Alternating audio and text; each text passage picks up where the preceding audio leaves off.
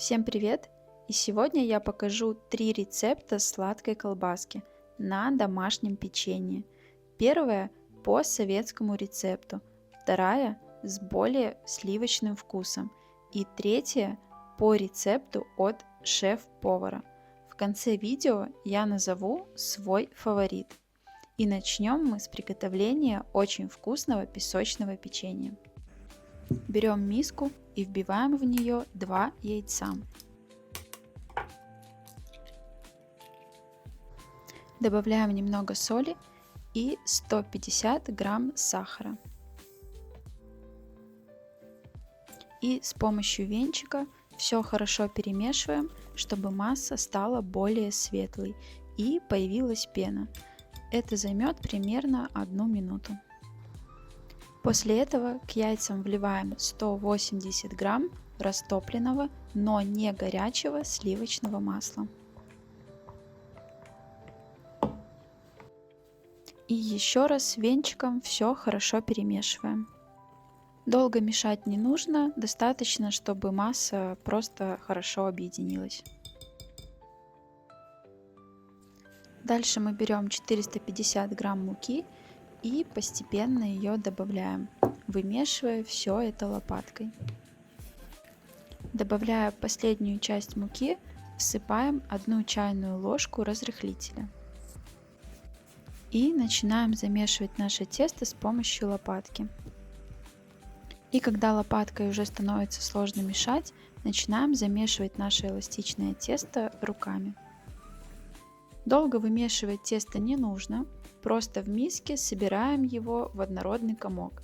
Оно получается достаточно мягкое и эластичное, и не липнет к рукам.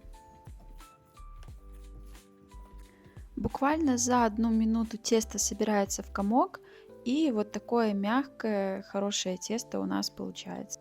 Дальше тесто мы перекладываем в пакет и кладем его в холодильник на 30 минут. Прошло 30 минут, достаем наше тесто из холодильника, оно стало уже достаточно упругим, делим его пополам, 1 часть оставляем, а вторую убираем снова в холодильник.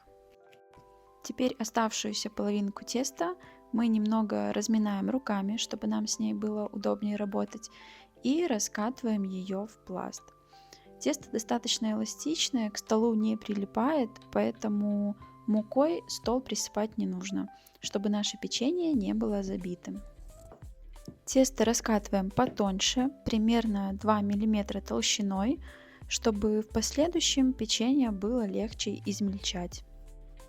После того, как раскатали тесто, при помощи ножа нарезаем просто на такие квадратики. Каждую неделю на нашем канале выходит новое видео простых, домашних и вкусных рецептов. Обязательно подписывайтесь, чтобы не пропустить. И после этого берем противень, застеленный пергаментом, и выкладываем на него наше будущее печенье. Выпекаем при 180 градусах примерно 10-15 минут. Если вы раскатали тесто потолще, ничего страшного в этом нету, просто время выпекания будет чуть больше. И пока выпекается наша первая партия, берем вторую половинку теста, достаем из холодильника и точно так же сначала ее немножко разминаем и раскатываем в тонкий пласт. По желанию вторую половинку теста вы можете раскатать потолще и сделать красивые вырубки. Такое печенье получается очень вкусным и идеально подойдет к чаю.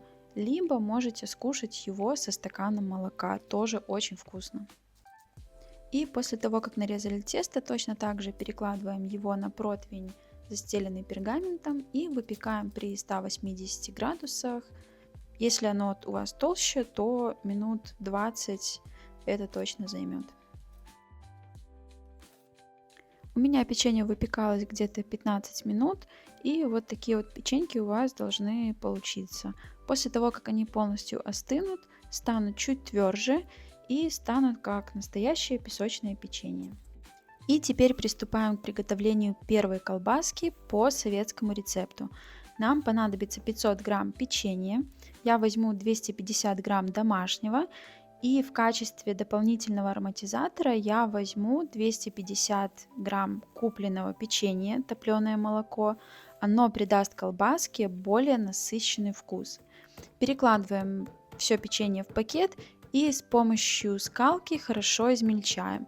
Это также можно сделать при помощи блендера, измельчителя, как вам будет удобней. Самое главное, чтобы оставались небольшие кусочки печенья, они будут в качестве сала в колбасе. Печенье измельчили, и теперь берем глубокую миску и пересыпаем наше печенье. Проверяем, чтобы не было слишком больших кусочков.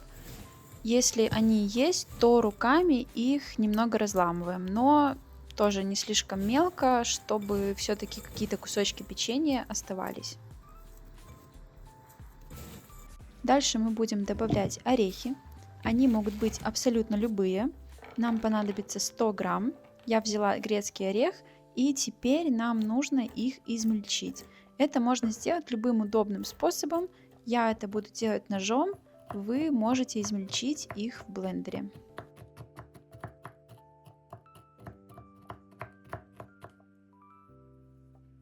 Орехи измельчили, высыпаем их крошки, все хорошо перемешиваем, и дальше мы будем готовить шоколадную заливку. Берем сотейник и всыпаем в него 3 столовые ложки какао. Сюда же всыпаем 3 столовые ложки сахара и вливаем 150 грамм молока. Немного перемешиваем и ставим на средний огонь. Постоянно помешивая, доводим до кипения. Теперь добавляем 180 грамм сливочного масла и перемешиваем, пока масло не растворится. И после того, как масса стала однородной, снимаем с огня и вливаем к нашей крошке.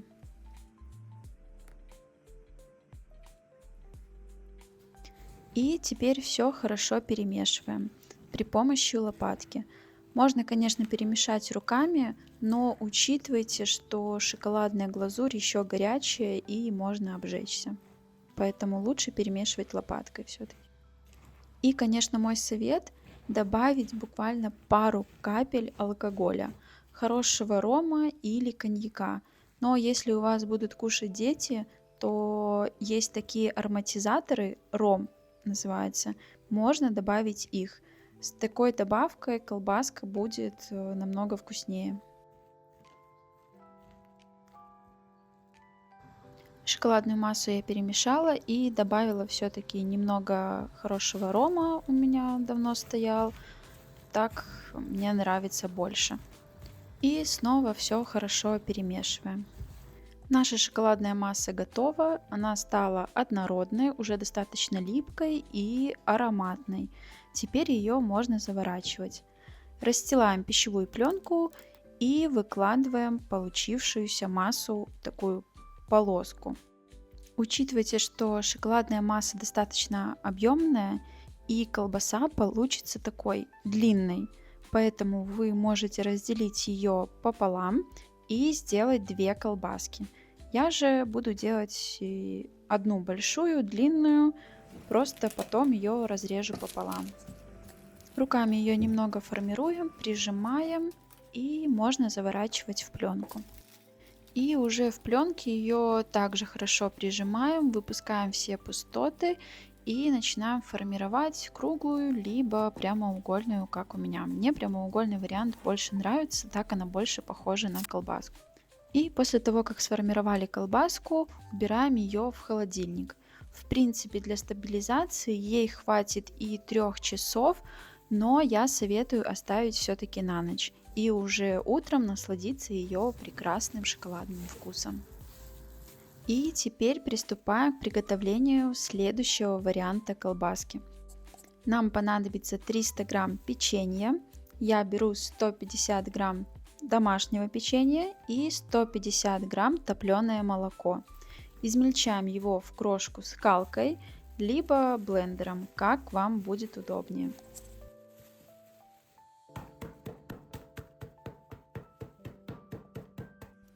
Берем глубокую миску и пересыпаем наше измельченное печенье. И если есть крупные кусочки печенья, разламываем их, но чтобы какие-то кусочки все-таки оставались. И дальше мы будем измельчать орехи. Напоминаю, что они могут быть любые. У меня 70 грамм грецкого ореха. Измельчаем их любым удобным для вас способом, ножом либо измельчителем.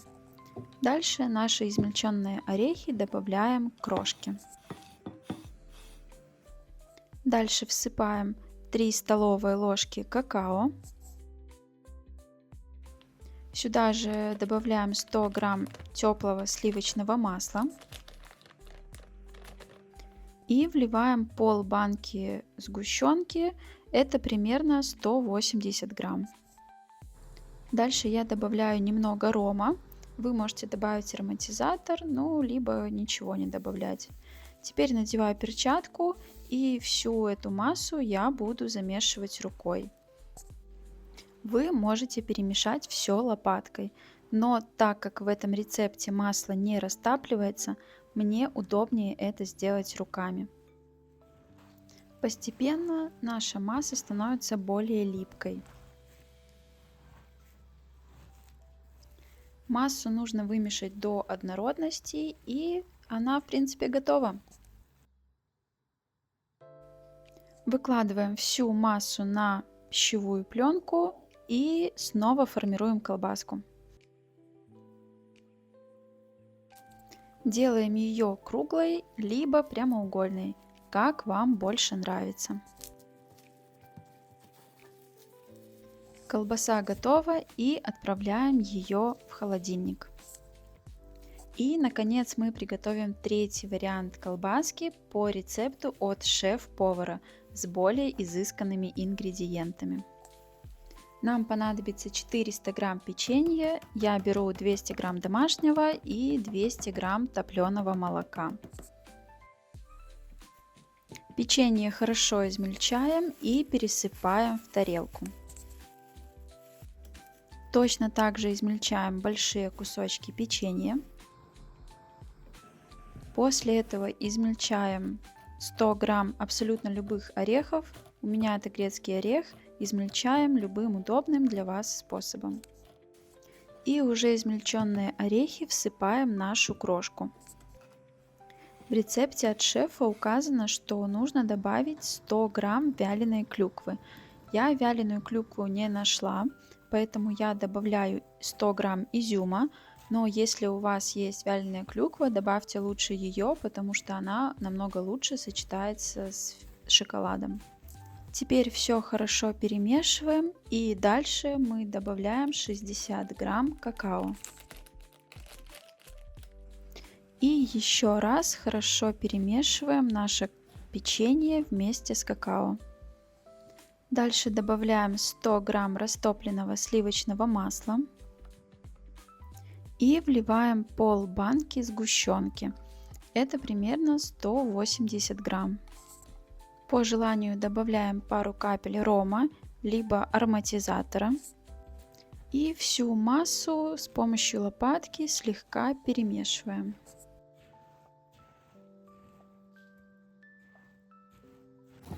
Дальше нам понадобится одна плитка горького шоколада. Ломаем ее на кусочки и полностью растапливаем. Это можно сделать на водяной бане, либо импульсами в микроволновке. Шоколад растопили, и теперь добавляем его в нашу шоколадную массу.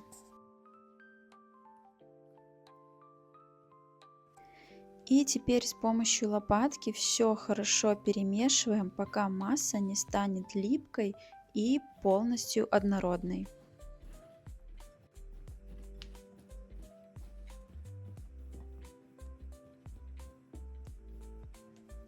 Наша масса готова. Теперь высыпаем ее на пищевую пленку, заворачиваем и формируем колбаску, квадратную либо круглую. И отправляем ее в холодильник к остальным колбаскам. Вот и все, колбаски готовы, они прекрасно стабилизировались, получились плотными и красивыми. Теперь нам нужно их распаковать, снять пищевую пленку и обвалять их в сахарной пудре. У меня сахарная пудра термостабильная. Если у вас обычная, то смешайте ее с кукурузным крахмалом, чтобы она не растаяла. Вот так выглядит колбаса по рецепту шефа. Она очень хорошая, красивая такая, плотная, достаточно такая толстенькая. Теперь берем сахарную пудру, посыпаем и как бы немного ее натираем. Со всех сторон обмазали ее сахарной пудрой, она должна быть вся в сахарной пудре. Лишнюю убираем и отставляем в сторону. Следующее у меня по советскому рецепту. Вот она получилась такая длинная, тоже очень красивая и для меня самая аппетитная. Опять же, смазываем ее сахарной пудрой со всех сторон очень хорошо. И сливочная колбаска с добавлением сгущенки. Она достаточно липкая, она хорошо стабилизировалась, но за счет сгущенки она такая достаточно мягкая и липкая, поэтому на нее может понадобиться чуть больше сахарной пудры. Такую колбаску можно сделать в подарок. Сейчас я покажу вариант для упаковки. Берем пергамент, либо любую подарочную бумагу с красивым рисунком. И вот таким образом, как показано на видео, ее упаковываем. Заворачиваем как конфетку и можно по желанию завязать красивый бантик ленточкой.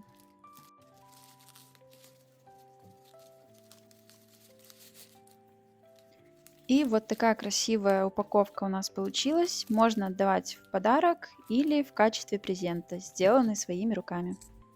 Все три колбаски полностью готовы, запакованы и можно их уже пробовать. Я, конечно же, уже все три попробовала и могу сказать, что советская очень вкусная, с насыщенным вкусом горького шоколада. У нее есть сливочный вкус и она умеренно сладкая. Второй вариант, сливочный со сгущенкой, имеет более мягкую текстуру, достаточно нежная и с более сливочным вкусом, чем по рецепту советскому. И третий вариант по рецепту шефа с более изысканными ингредиентами. Могу сказать, что у нее более шоколадный вкус, чем у двух предыдущих вариантов. Всего одна плитка шоколада, но она очень хорошо чувствуется. И все-таки моим фаворитом остается колбаска по советскому рецепту.